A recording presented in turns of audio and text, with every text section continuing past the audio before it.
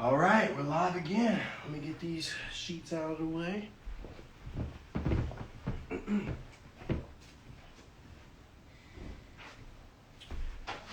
Okay. I'm gonna give everybody a little bit of time before I get started here. I'm not expecting too many people to pull up, but hey, even if there wants to be one person that's in here,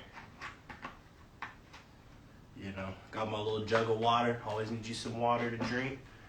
Keep that off to the side. And make sure we keep our little cup here over here. I'm really always interesting about making sure that my cup, I have some water nearby, but I also want to make sure that, you know, I don't spill it on my Bible. So, all right. I feel like it's as good a time to start as any. What's up, everybody? It is me, Kale or Malik, you know what I'm saying? Either one's fine. I'm honestly going to start going by Malik, even though this is the channel calling Kale. I'm your host, Kale or Malik, and we're back again for episode two of the Sunday Bible study service and Sunday Bible study, where we basically study the Bible together for an hour, every Sunday, 5 p.m. EST on this channel. Then later on we'll upload it onto our YouTube, as well as onto Instagram. We'll put the full Bible study up there.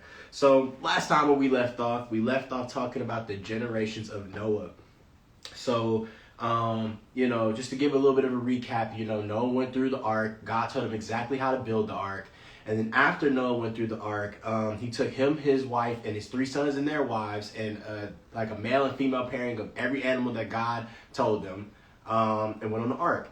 And then basically at this point, they've gotten off the ark, the waters have subsided, and now they're kind of doing their thing. And this is kind of where it goes from there. So we'll start with generations of Noah. This is Genesis chapter 10. I don't know if your pages are the same as mine, but this for me is page 8. So let's just get started. The generations of Noah. Now, these are the generations of the sons of Noah, Shem, Ham, and Japheth.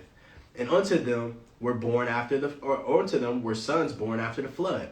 The sons of Japheth, Gomer and Magog and Madai and Javan and Tubal and Meshesh. I'm going some of these names I'm a butcher, so I'm sorry.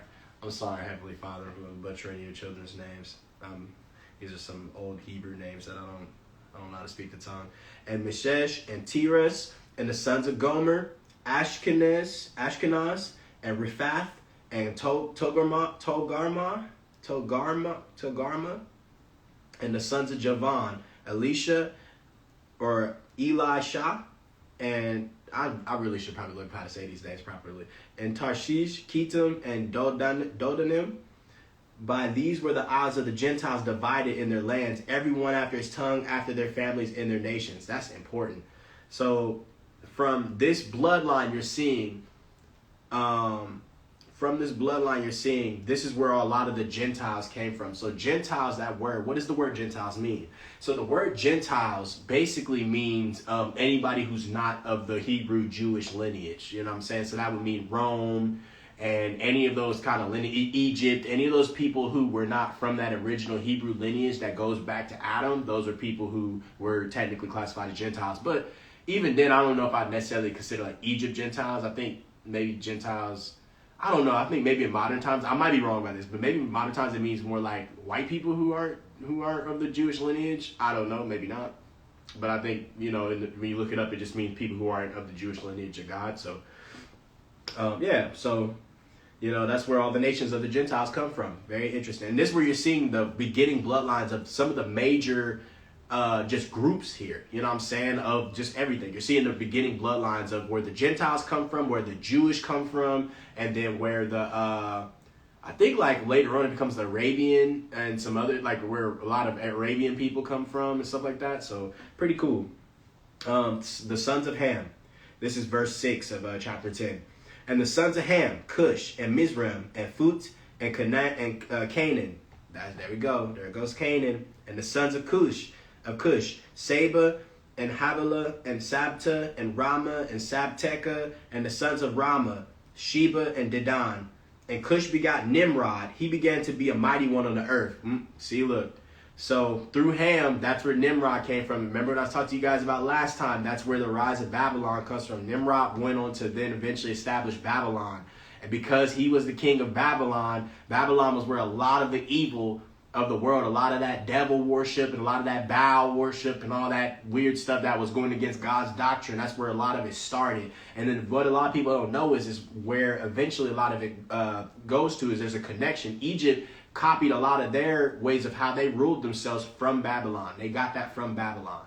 So Babylon was kind of the origin for a lot of that. Or I don't know, maybe there's other stuff that it came from before that we had no idea, but I know that Babylon was the first ancient hotspot where that, like, a lot of that devil worship and Baal worship and people worshiping golden calves and stuff against God's word, that's where it came from. Then Egypt adopted that, you know what I'm saying, and took that and kind of went with it from there. So there you go. And Cush begot Nimrod, and he became a mighty one in the earth. He was a mighty hunter before the Lord. Wherefore it is said, even as Nimrod, the mighty hunter before the Lord. And this is verse 10. And the beginning of his kingdom was Babel, and Erech, and Akkad, and Calneh in the land of Shinar. Out of that land went forth Ashur, and built Nineveh, and the city Rehoboth, and Kala. And Rezin between Nineveh and Kala, the same is a great city.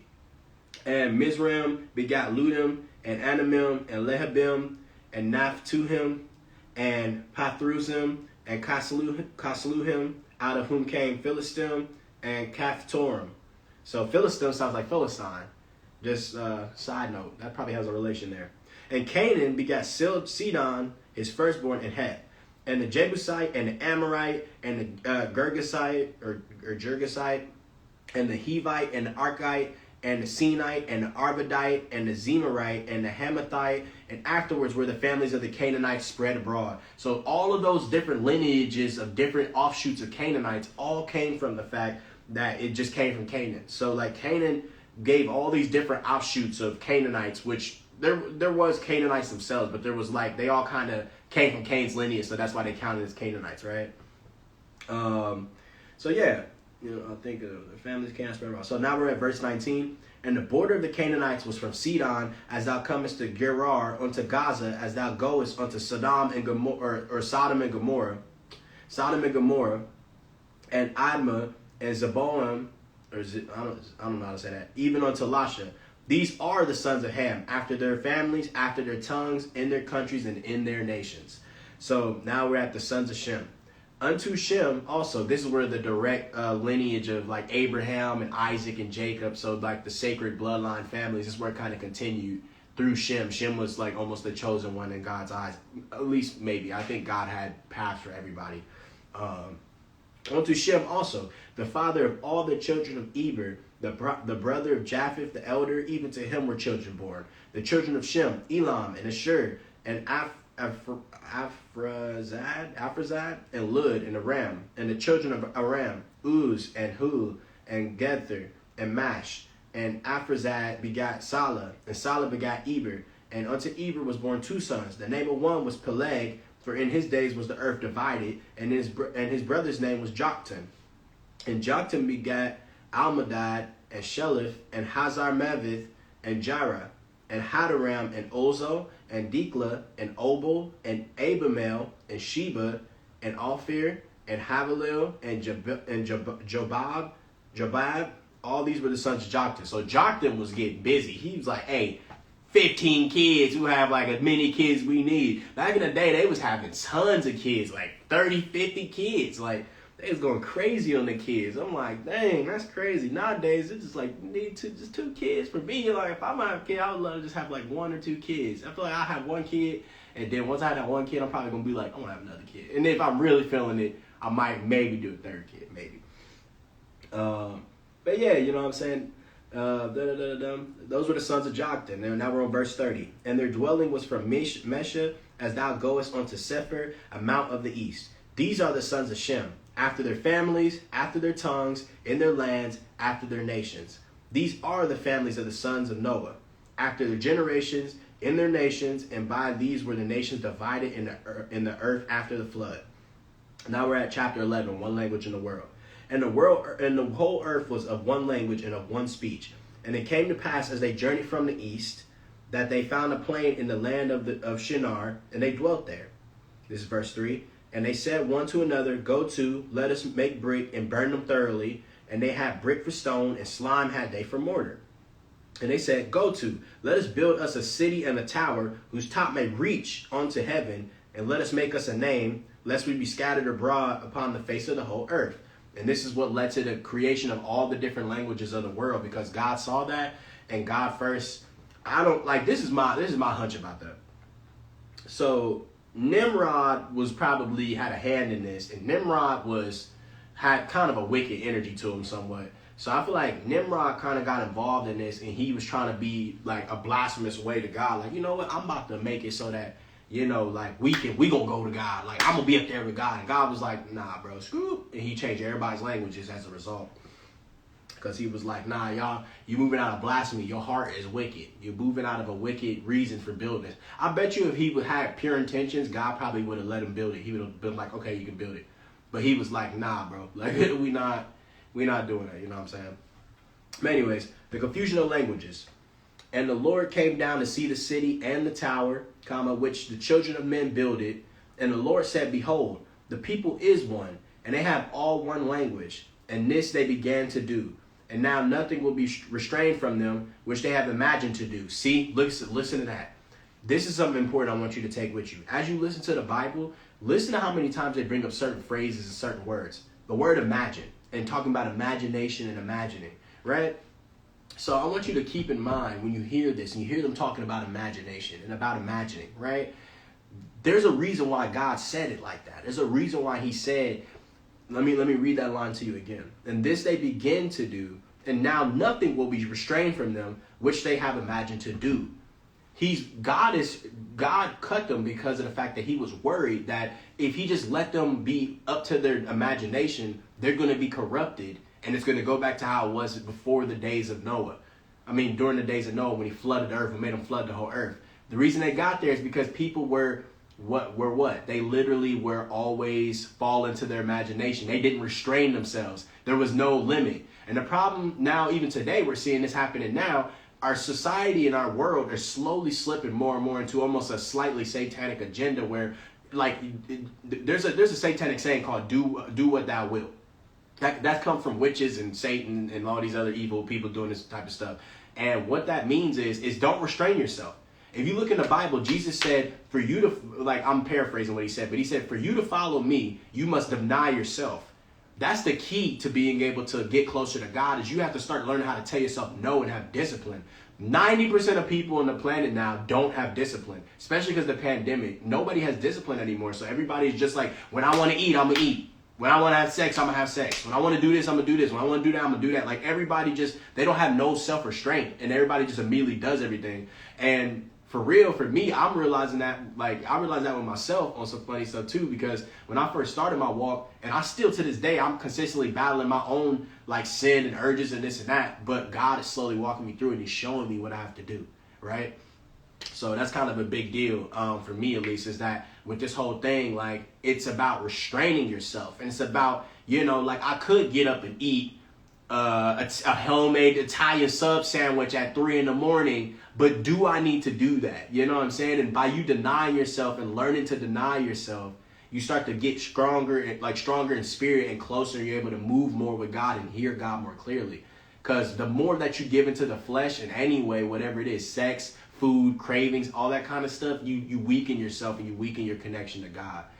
Which is why Jesus preached so much throughout the book that you need to deny yourself. And if you were to be somebody who follows him and to follow Christ, you have to learn to deny yourself. That's why they fasted often.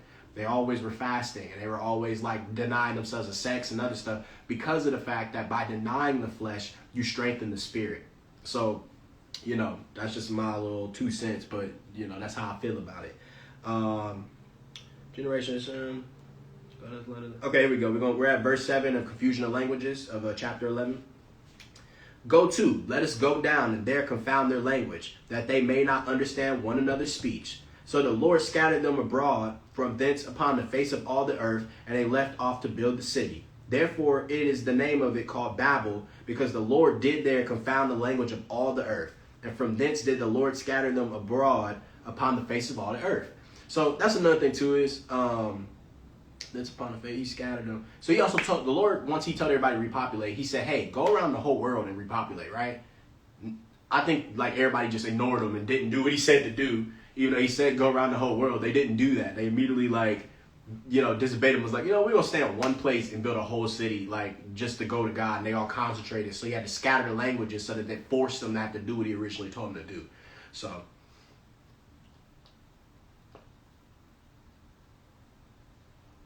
Sorry, I need a little drink. Yeah, so now we're at the generations of Shem, the ancestors of Abram.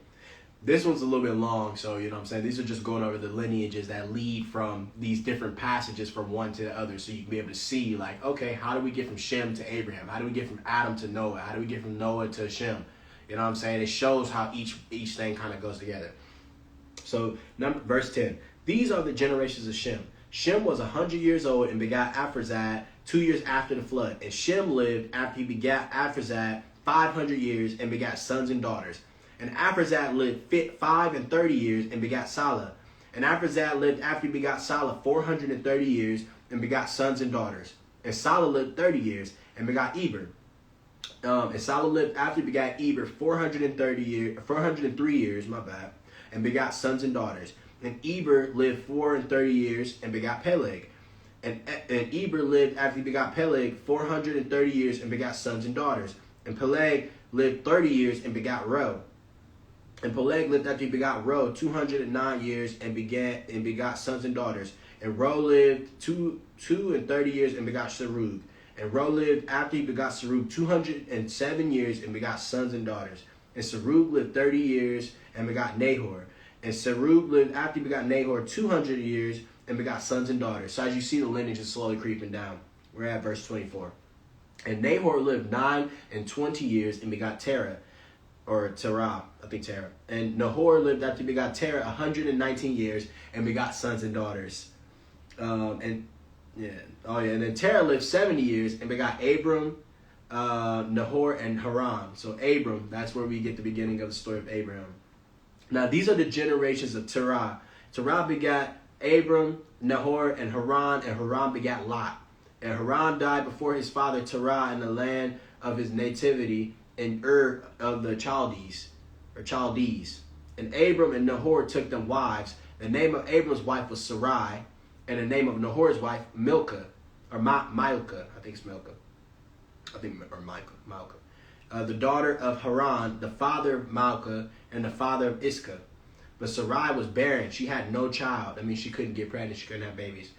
And Terah took Abram, his son, and Lot, the son of Haran, his son's son, and Sarai, his daughter-in-law, his son Abram's wife, and they went forth with them from Ur the Chaldees to go into the land of Canaan, and they came into Haran and dwelt there. And the days of Terah were 205 years, and Terah died in Haran.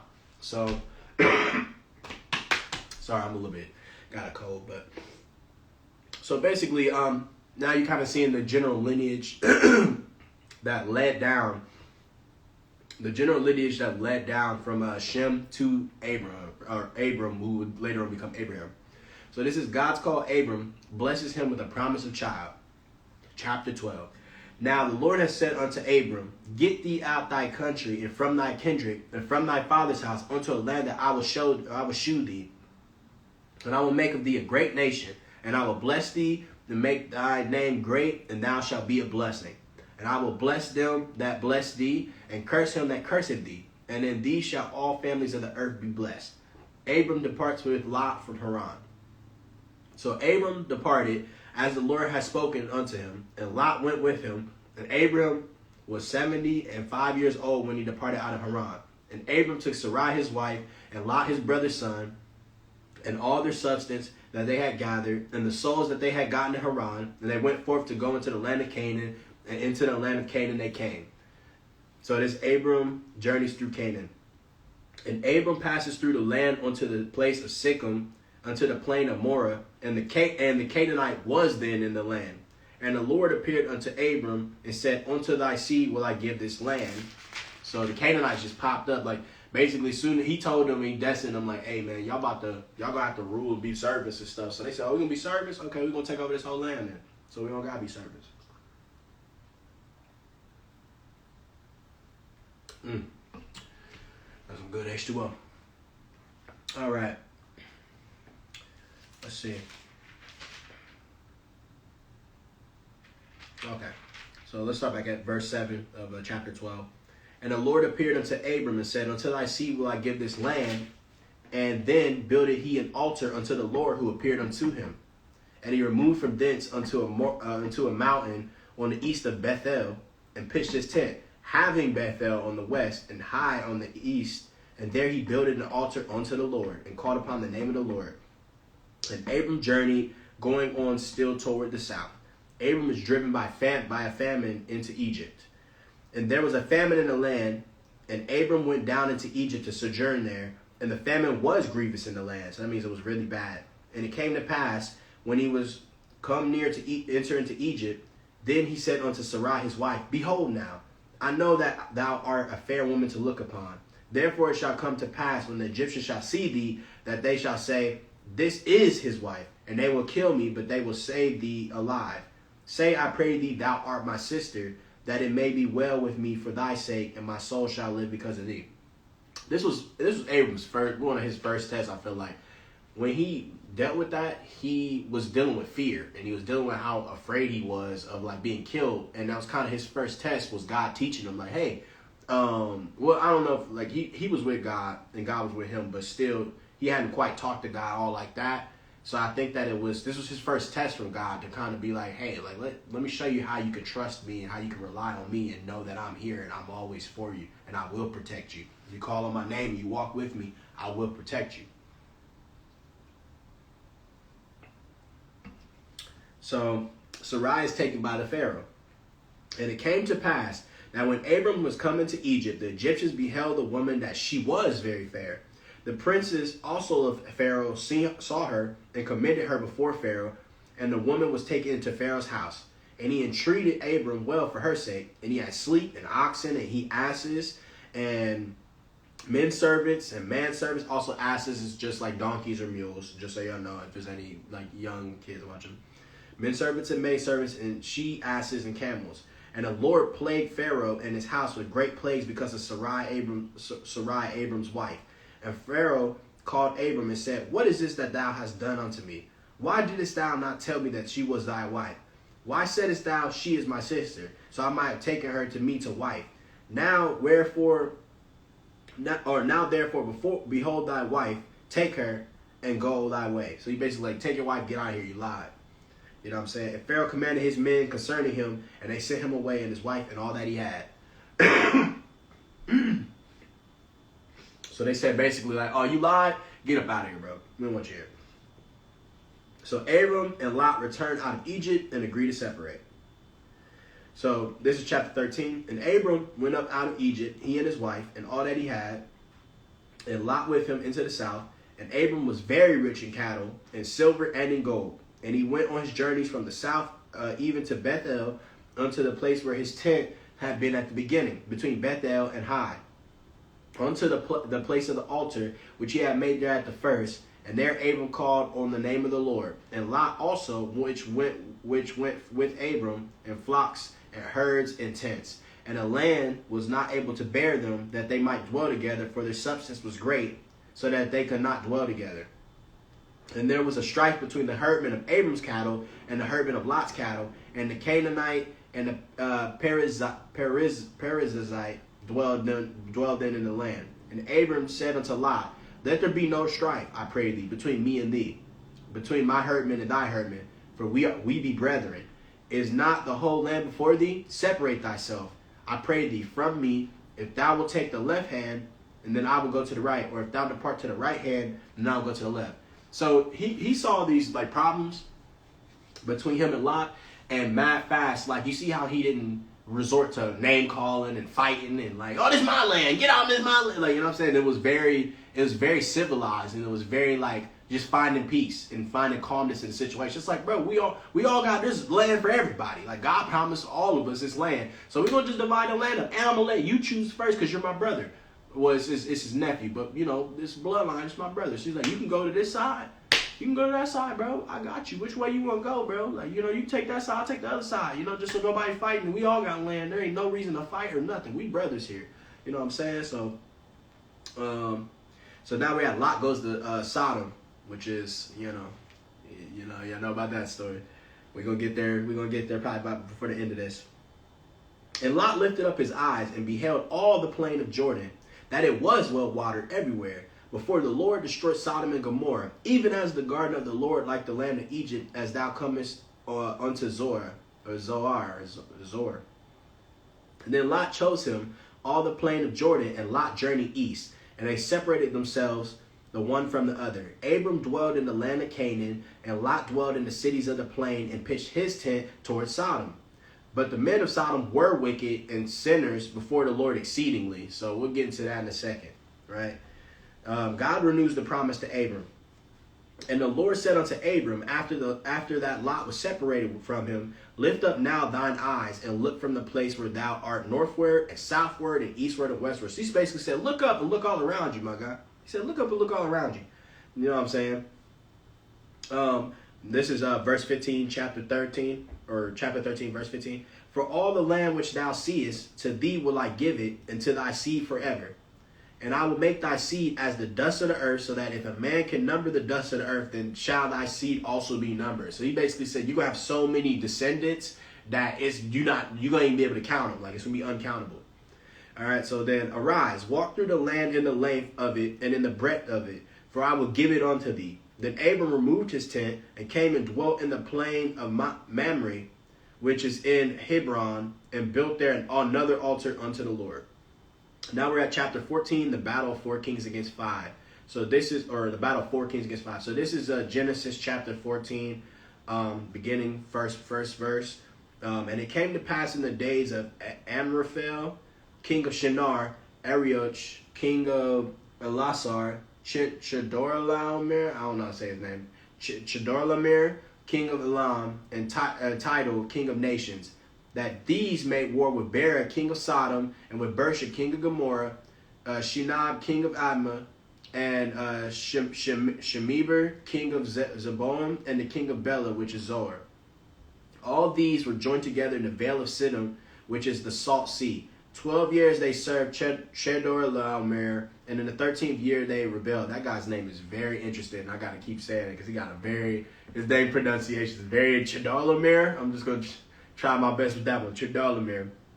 And in the 13th year they rebelled. And in the 14th year came Chedorlaomer, and the kings that were with him, and smote the Rephaims and Ashtaroth, Karnaim, and the Zuzims and Ham, and the Emims and Shavi, Kirathim, like I don't even know how to say any of this, and the Horites and their Mount Seir into El Paran, which is by the wilderness.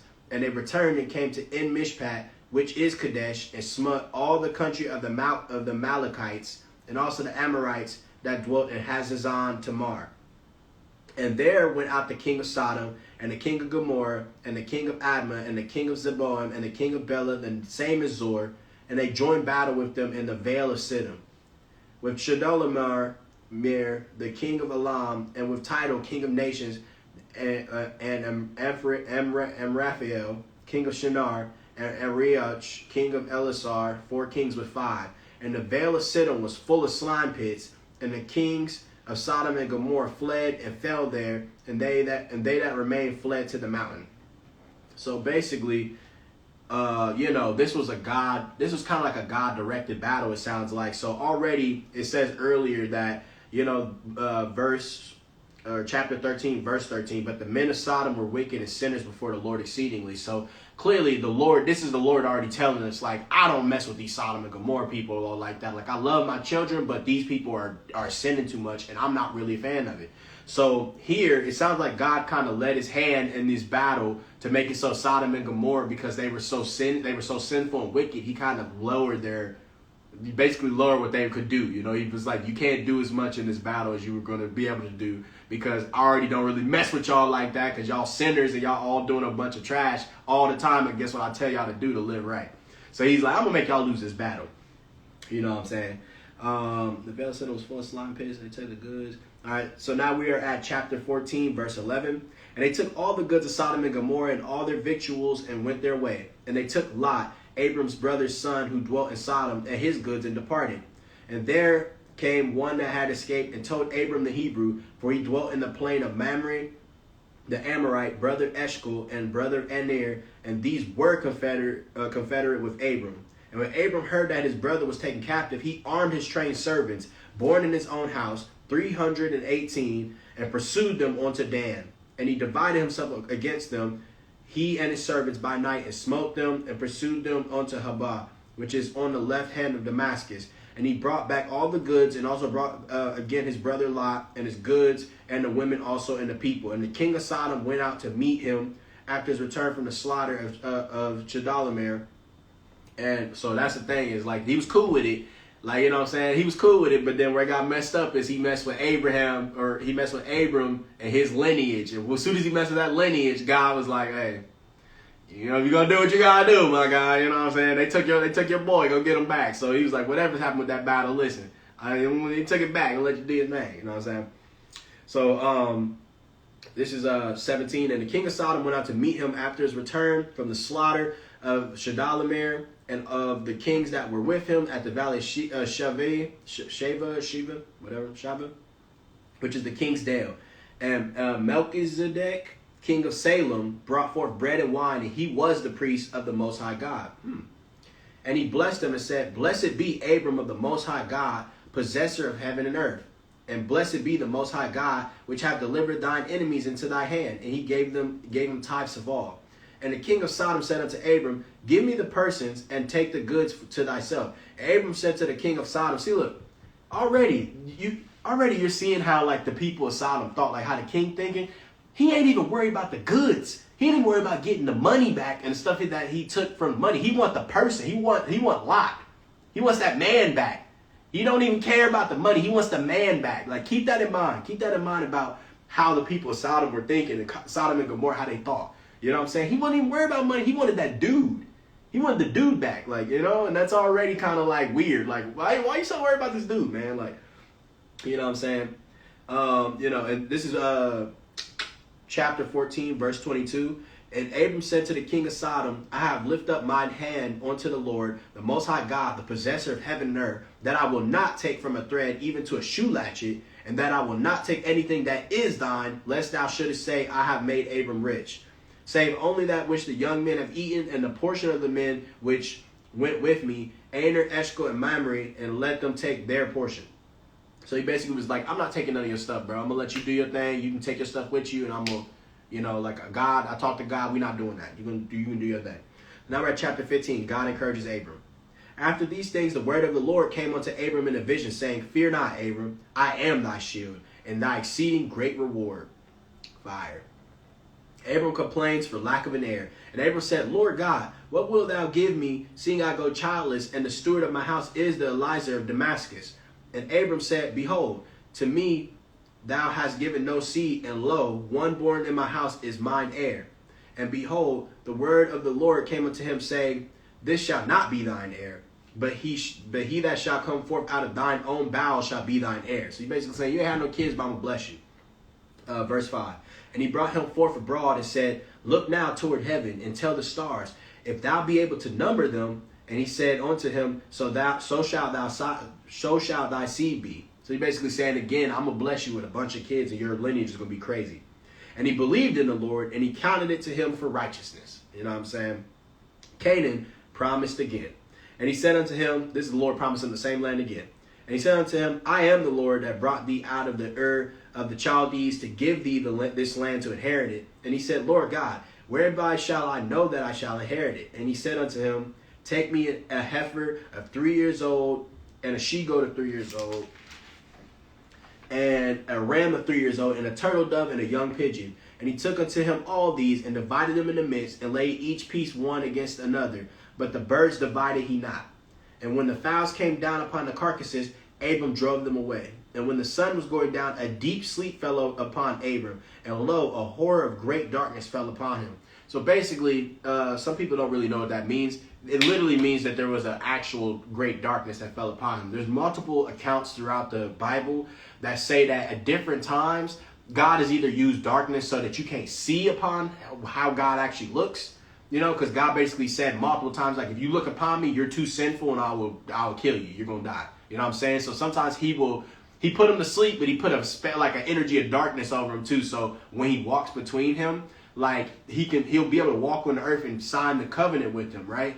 But it's not going to be a situation where you actually can see God, because he's like, you're not holy enough to see me, and if you see me, I'm going to have to kill you, basically. So, yeah, the darkness there. That's how I interpret it. This is verse 13. And he said unto Abram, know of a surety that thy seed shall be a stranger. This is a very important one. So listen to this one. This is a very important verse here, 13. And he said unto Abram, know of a surety that thy seed shall be a stranger in a land that is not theirs, and shall serve them, and they shall afflict them 400 years. That's a really important passage. We're going to come back to that. Verse 14. And also that nation whom they shall serve will I judge, and afterward shall they come out with great substance. And thou shalt go to thy fathers in peace. Thou shalt be buried in a good old age. But in the fourth generation they shall come hither again, for the iniquity of the Amorites is not yet full. And it came to pass that when the sun went down and it was dark, beholding a smoking furnace and a burning lamp that passed between those pieces, and the same day the Lord made a covenant with Abram, saying, unto thy seed have I given this land, from the river of Egypt unto the great river, the river Euphrates. The Kenites and the Kenizzites and the Cadmonites and the Hittites and the Perizzites and the Rephaims and the Amorites and the Canaanites and the Girgashites and the Jebusites.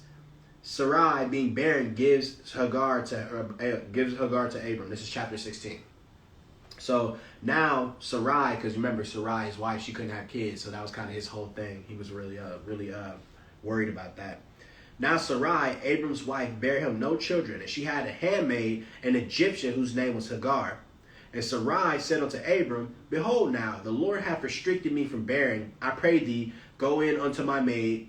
It may be that I may obtain children by her. And Abram hearkened to the voice of Sarai. And Sarai, Abram's wife, took Hagar her maid, and the Egyptian, after Abram had dwelt 10 years in the land of Canaan, and gave to her husband Abram and gave her to her husband Abram to be his wife. Hagar runs away. This is verse 4. And he went in unto Hagar, and she conceived. And when she saw that she had conceived, her mistress was despised in her eyes. And Sarai said unto Abram, my wrong be upon thee. I have given my maid unto thy bosom. And when she saw that he had conceived, I was despised in her eyes. The Lord judged between me and thee. But Abram said unto Sarai, behold, thy maid is in thy hand. Do to her as it pleaseth thee. And when Sarai dealt hardly with her, she fled from her face. So what that means is that she basically couldn't have kids, so she gave, her handmaiden servant to Abram to see if he could have kids. Once he got her pregnant, she kind of saw that she got her pregnant, and his wife Sarai saw she got her pregnant, and she got kind of salty at it. She's like, bro, what? Like, I thought I'd be cool with this, but I'm not really as cool with this as I thought I was. So then she kind of went to him and was like, hey, like, I feel like, you know what I'm saying? Like, now that she got this kid, she looking at me like lesser than her or something. So then Abram was like, look, you my wife. Like, you my first wife. You my wife. That's your servant. You my wife, even though she my wife. So you do what you want to do with her, and I'm going to respect it, But I'm going to make sure that her and the kid is good, and I'm going to make sure they protect it. But this is your servant, and you're my wife first. This covenant is between us first, right? And she fled from his face. Okay, so this is verse 7. So an angel sends Hagar back, telling her she will bear a child. And the angel of the Lord found her by a fountain of water in the wilderness, by the fountain in the way to Shur. And he said, Hagar, Sarai's maid, whence camest thou, and whither wilt thou go? And she said, I flee from the face of my mistress Sarai. And the angel of the Lord said unto her, return to thy mistress, and submit thyself under her hands. And the angel of the Lord said unto her, I will multiply thy seed exceedingly, that it shall not be numbered for multitude. And the angel of the Lord said unto her, behold, thou art with child, and shalt bear a son, and shalt call his name Ishmael, because the Lord hath heard thy affliction. And from Ishmael, that's where like a lot of the Arabic races come from. It comes from Ishmael. Because the Lord hath heard thy affliction. And he will be a wild man. His hand will be against every man, and every man's hand against him.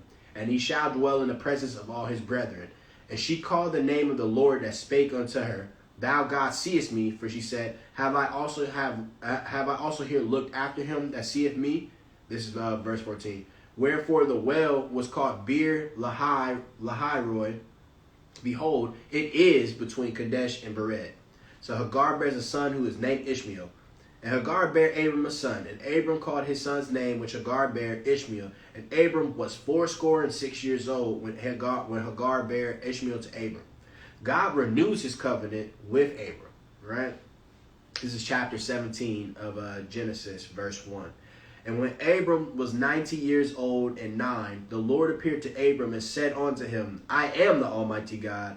Walk before me and be thou perfect. And I will make my covenant between me and thee, and will multiply thee exceedingly. And Abram fell on his face, and God talked with him, saying, As for me, behold, my covenant is with thee, and thou shalt be a father of many nations. Neither shall thy name any more be called Abram, but thy name shall be Abraham, for a father of many nations have I made thee. And I will make thee exceedingly fruitful, and I will make nations of thee, and kings shall come out of thee. This is verse 7. And I will establish my covenant between me and thee, and thy seed after thee in their generations, for an everlasting covenant, to be a God unto thee, and to thy seed after thee. And I will give unto thee and to thy seed after thee the land wherein thou art a stranger, all the land of Canaan. Going back to that verse 13, saying it again, the land of a stranger, right? Remember, God is the way God works, he's very like, it's almost like he loves plays on words. So if he keeps using specific words and terms, the way he's using it, pay attention to that. Pay attention to the reason why he's using those words, right? He keeps saying the land of strangers, or giving into your imagination and different things like that. So ponder on why he might be using those kind of words. Why is he saying the land of strangers? Who's the strangers? You know what I'm saying? Who's he talking about? So yeah. 8, I will give unto thee and to thy seed after the land as a stranger for an everlasting possession, and I will be their God. And God, this is verse 9, and God said unto Abraham, Thou shalt keep my covenant, therefore thou and thy seed after thee in their generations. This is my covenant which ye shall keep between me and you and thy seed after thee. Every man child among you shall be circumcised, and you shall circumcise the flesh of your foreskin, and it shall be a token of the covenant betwixt me and you. And he that is 8 days old shall be circumcised among you. Every man child in your generations, he that is born in the house or bought with money of any stranger, which is not of thy seed. He gave very specific rules and regulations about what to do. He that is born in thy house, and he that is bought with my money, with thy money, must needs be circumcised. And my covenant shall be in your flesh for an everlasting covenant. And the uncircumcised man child, whose flesh of his foreskin is not circumcised, that soul shall be cut off from his people. He hath broken my covenant. Sarai's name is changed, and she is blessed. Verse 15. And God said unto Abraham, As for Sarai thy wife, thou shalt not call her Sarai, but Sarah shall her name be. So this is where Sarah and Abraham come from, right? And I will bless her, and give thee a son also of her. Yeah, I will bless her, and she shall be a mother of nations. Kings of people shall be of her. This is verse 17. Then Abraham fell upon his face and laughed, and said in his heart, Shall a child be born unto him that is 100 years old? And shall Sarah that is 90 years old bear? And Abraham said unto God, Oh, that Ishmael might live before thee. So basically, he's doubting God right now. He's like, man, like, I'm old. He's like, I'm old as heck, man. Like, maybe, like, you know, it might be done for me, but maybe can you just give the blessing you just go give to me, to my son Ishmael, you know? And God's like, nah, bro, we're not doing that. I told you what I'm going to do, and what I'm going to do, and I said I'm going to do it, because that's what God does. When he say he's going to do something, he does what he does. He does what he says he's going to do.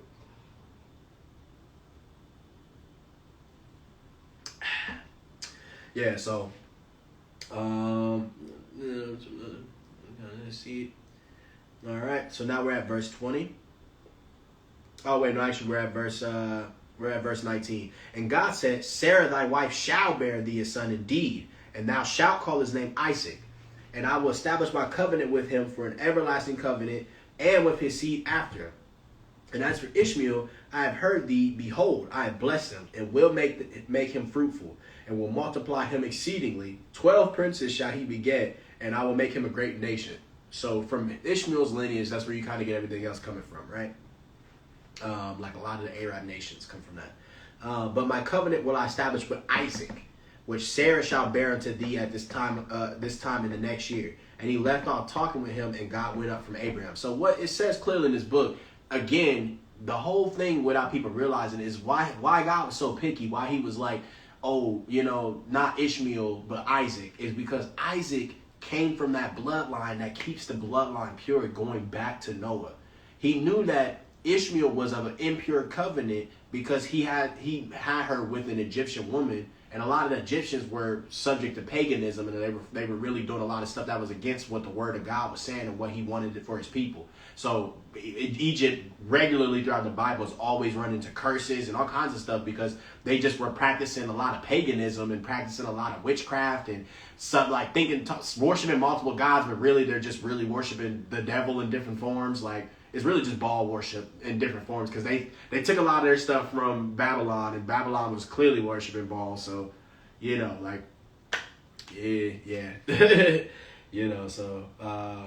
That's why he was saying that, because he was like, it's still your child. It says you're a holy man. I'm going to make sure that Ishmael's blessed, but I'm not going to make him as blessed and put as much of a direct covenant with him as I'm going to do with Isaac. You know what I'm saying? He basically saying like Isaac's going to be like the chosen one next in your lineage for me personally. You know what I'm saying? We're talking about like what God's saying. So basically, he left off. My covenant will establish Isaac. Okay, so we're at verse 21. But my covenant will I establish with Isaac, which Sarah shall bear unto thee at this set time in the next year. And he left off talking with him, and God went up from Abraham. Abraham and Ishmael are circumcised. And Abraham took Ishmael his son, and all that were born in his house, and all that were brought with his money, every male among the men of Abraham's house, and circumcised the flesh of their foreskin in the selfsame day, as God had said unto him.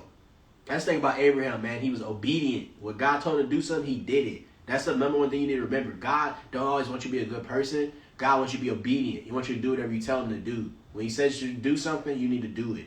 You know what I'm saying? Or face consequences. It's that simple.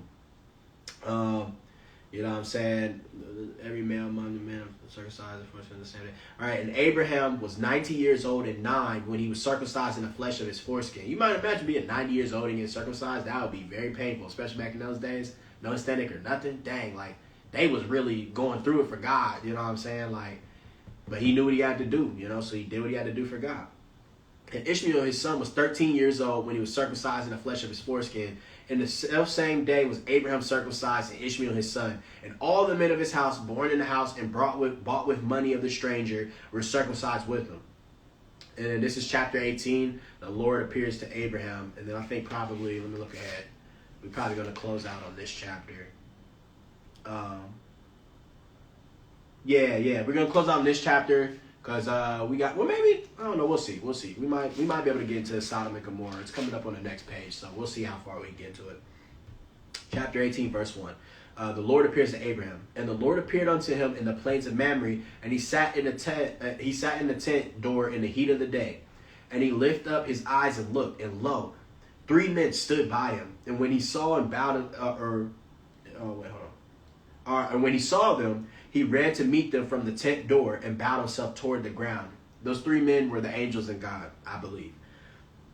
Bowed himself toward the ground and said, My Lord, if now I have found favor in thy sight, pass not away, I pray thee, from thy servant.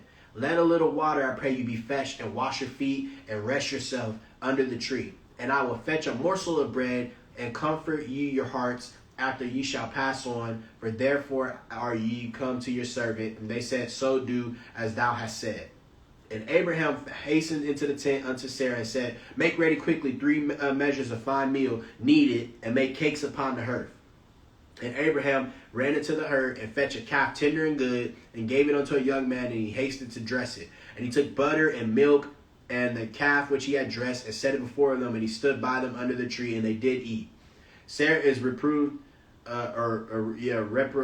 basically reprimanded for laughing at the strange promise. So she gets in trouble because she was like talking and she shouldn't have been saying that, or she was laughing in her heart at something God said. He was like, I wasn't laughing at it. He was like, you was, and then he called her out on like, oh yeah, you was laughing. He was like, you was laughing, wasn't you? She's like, I wasn't laughing. He was like, bruh, I'm God. You was laughing. I know you was laughing. I felt it. I could see it. I could see your energy. I know you was laughing. And she's like, dang, I was laughing. Like, she's trying to lie to God. Like, you can't lie to God. God know your heart. He know who you are. You know what I'm saying? All the parts of yourself you try to lie about to other people, to man. You can lie to man. You can't lie to God. You can't. And you can't run from him either. You know what I'm saying? Like, he'll let you. He'll let you for a while, but after a bit, it's done. You can't run from God. Like, but some people, he let them go. You know, if you too much in your sin and you too much like, either in that devil stuff, worshiping the devil, any of that weird stuff, and he'll let you keep doing it. He'll try to pull you away, but some people are so lost and stuck in that, and they so like loyal to Satan that he'll just let you go. He's like, oh, that person's a lost soul. Let them do their thing. Let them do them. I'm sure it makes him sad. I can imagine because he's losing his kids. But yeah, Sarah's reproof for laughing at the strange promise. This is verse 9 of chapter 18. And they said unto him, where is Sarah thy wife? And he said, behold, in the tent. Right? And he said, I will certainly return unto thee according to the time of life. And lo, Sarah thy wife shall have a son. And Sarah heard of it in the tent door, which was behind him. Now Abraham and Sarah were old and well stricken in age, and it ceased to be with Sarah after the manner of women. So she was way past her time where she's supposed to be able to have kids, right? Like way past her time. So that's like, like if it was a random man saying this to you, like it would make sense to laugh. But if it's an angel or God saying this to you, like whatever you think is impossible, like God can make it possible, because God doesn't operate by the parameters of man. He doesn't operate by the parameters of what we see in our reality. That's why so many people are getting caught up now, and that's why so many people are moving to atheism, because God moves in the unseen. He can manipulate your reality around you to do whatever he needs you to do so you can see what he needs you to see. And for people who can't like tap in or see that, sorry about that interruption. Yeah, so I guess my phone's trying to notify me my stuff's about to die. We about to close out anyway. But I forgot what I was saying. You know what I'm saying?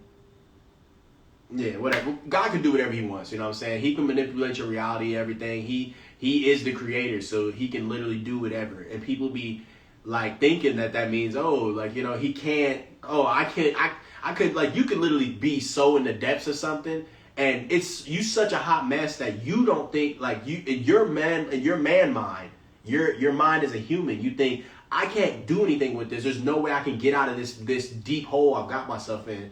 And literally, God is the only person who can maneuver that to be able to get you out of that.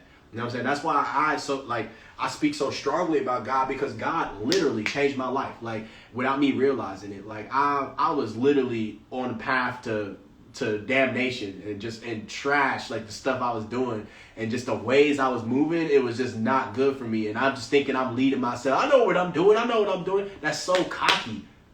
All of us are so arrogant as humans. We just think we know what we're doing. None of us know what we're doing. None of us. And we all need to humble ourselves and understand that there is a being who is eternal, who does know what we're doing, know what he's doing.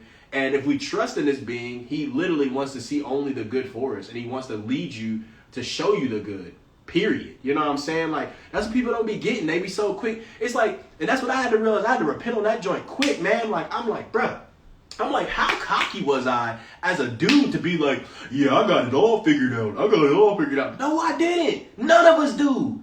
Your great-grandma don't got it figured out. Nobody does. Because guess what? Your great-grandma might have 100 years. God's got eternity. That's like 1,000,000 of your great-grandma. It's a different level. I'm sorry. It's a different level. You know what I'm saying? Anyways, let's get back to the word, because we're coming close to some time here. So we're gonna finish this up, and then we're gonna do a little prayer, and we're gonna close it down. So we're gonna start on verse 11 of chapter 18. Now Abraham and Sarah were old and well stricken in age, and it ceased to be with Sarah after the manner of women. Therefore Sarah laughed within herself, saying, after I am waxed old, shall I have pleasure, my Lord being old also? And the Lord said unto Abraham, wherefore did Sarah laugh? He immediately called her out and like, bro, you laughed. I know you laughed. It said, wherefore did Sarah laugh, saying, shall I of a surety bear a child which am old? And then this verse 14, is anything too hard for the Lord? This is what he's reassuring her, like, anything too hard for me? I'm God. I can do whatever. You know what I'm saying? If I want to snap my fingers, this whole thing can just vanish if I wanted to. You know what I'm saying? Like, is anything too hard for the Lord? At the time appointed, I will return unto thee, according to the time of life, and Sarah shall have a son. Then Sarah denied, saying, I laugh not, for she was afraid. And he said, nay, but thou didst laugh. Like, why would you lie to God, even if you scared? Like, it's God. You can't lie. Like, he know you laugh. Like, just say you laugh. Like, you know what I'm saying? But I get it. She was terrified. But, nay, but thou didst laugh. And the men rose up from thence and looked toward Sodom. And Abraham went with them to bring them on the way. And the Lord said, shall I hide from Abraham that thing which I do? Meaning he's about to destroy Sodom and he's going to hide Abraham away. So he don't got to see something that graphic to protect him. Let me see. And this is verse 18. Seeing that Abraham shall surely become a great and mighty nation, and all the nations of the earth shall be blessed in him. And also I think he didn't want to corrupt him. For I know him, that he will command his children and his household after him, and they shall keep the way of the Lord to do justice and judgment, that the Lord may bring upon Abraham in which he hath spoken of him. And the Lord said, because the cry of Sodom and Gomorrah is great, and because their sin is very grievous, I will go down now and see whether they have done altogether according to the cry of it, which is come unto me, and if not, I will know. And the men turned their faces from thence and went toward Sodom, but Abraham stood yet before the Lord. So, again, here you go with these words and these terms. He always talks about cries, like, right, going back to the story of Cain and Abel. So when Cain killed Abel, what did God say to Cain? He said, I hear the cry of your brother's blood from the land. Anytime people are in distress, or the real of them is crying out because of sin or great sin in a place, your spirit cries out to God. Or if you get hurt or whatever, like, your spirit cries out to God, and he hears that. He hears those cries. That's why he comes quicker to people who are in really bad situations. If you pray on them, and even if your heart prays on them, because sometimes you might not pray, but your heart will pray to God, and he'll come still put his hand in your life and help you. You know what I'm saying? So, that's kind of a situation where, like, he heard the cry of Sodom and Gomorrah and all the stuff that was going on there. So because he heard that, you know what I'm saying, he reached out and he said, all right, we're gonna bada bing, bada boom this and get this all figured out, right? Men turned their faces, and he told me. So then we're going to kind of probably, we're probably going to pick up at 19, so I don't think we're going to get to Sodom and Gomorrah. We'll start off, that'd be a cool episode 3, like the destruction of Sodom and Gomorrah. But Abraham intercedes for the people of Sodom. This just shows you another example of why Abraham moved righteous, and like the ways he was trying his best to move righteous in the name of God, and why God respected and chose him. You know what I'm saying? Like, well, I don't know if he respected him. I mean, I think God respects all of his children in a way, but I don't know if that's necessarily the right word to use, because, like, we're all super sinful in God's eyes still. But he loves us, but he's still like, y'all are like trash, but I love y'all, but y'all trash. But Abraham intercedes for the people of Sodom. This is him trying to still do good for them. Verse 23 of chapter 18. And Abraham drew near and said, wilt thou also destroy the righteous with the wicked? Peradventure there be 50 righteous within the city. Wilt thou also destroy and not spare the city for the 50 righteous that are there within? So he's basically saying, like, yo, if there's people in here, you gonna spare them? That be far from thee to do after this manner, to slay the righteous with the wicked, and that the righteous should be as the wicked, that be far from thee. Shall not the judge of all the earth do, right? And the Lord said, if I find in Sodom 50 righteous within the city, then I will spare all the place for their sakes. So we only got a minute left, so I'm going to just cut it there, and we'll start off a little bit, like, kind of reading the whole thing for here. Abraham intercedes for the people of Sodom. We'll start that off next time. I'm going to do a prayer to send you guys off. Thank you guys for joining me for Bible study episode 2. We'll be back next Sunday for episode 3. Make sure that you check out YouTube for more videos, because I'm going to be posting exclusive content. Link in my bio to find that, or any spiritual coaching services. Thank you guys so much for joining me. Make sure you share, and if you want to learn more about the Bible, you know where to find me. I'm always going to be here Sunday with my Sunday blue on, paying homage to the Most High on this sacred and amazing day to celebrate the Most High. So, Heavenly Father, thank you for bringing us all together again today, and for using me as a vessel to be able to speak the truth about your word to people. And, for anybody who comes to seek it, I ask that you bless anyone who is watching this video, wherever they are in their walk. and to bring them closer to you, Lord, and to bring them closer and away from sin, and that whatever things they're going through, whatever sins or demons are affecting their life, to bring them away from that and more into your light so that they can see the righteousness and the true beauty of who you are. I ask that you continuously bless everybody and just show them love and also teach them lessons as you feel like they need to learn them. We love you so much, God. Thank you for everything. We love you, God. We love you, angels, and we love you, Jesus Christ. In Jesus' name we say, amen. So that's going to conclude our episode today, guys. I'll see you guys next Sunday, and I'm actually going to be dropping